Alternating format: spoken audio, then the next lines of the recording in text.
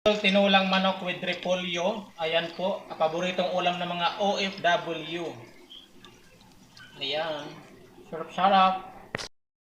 Tinulang manok recipe. Hello guys, welcome to my channel. For today's vlog ay magluto tayo ng tinulang manok.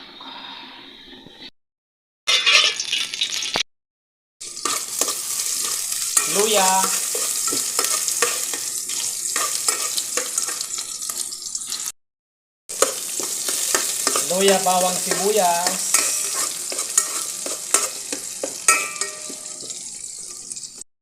siyempre ang ating chef.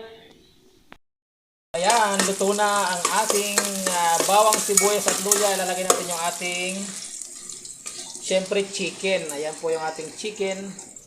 Ayan, po ang ating chicken mga idol. Ayan, sangkotsa, halo-halo. Tapos takpan. Ayan, malapit na maluto ang ating chicken. Wala na siyang dugo. Halo, agoy. So, ayan na po siya mga idol. Luto na po siya. Wala na siyang dugo. At syempre lalagyan natin ng agoy. Lalagyan natin siya ng mineral water. Ayan po mga idol, luto na po siya. Ayan, wala na po siyang dugo. Kaya naman lalagyan natin siya ng mineral na tubig, sabaw.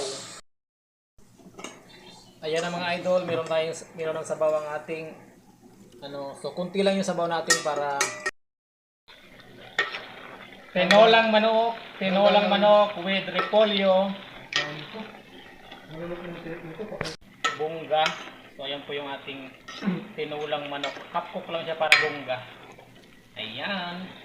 Masarap na tinulang manok mga idol. Ayan po. Ayan. Thank you for watching.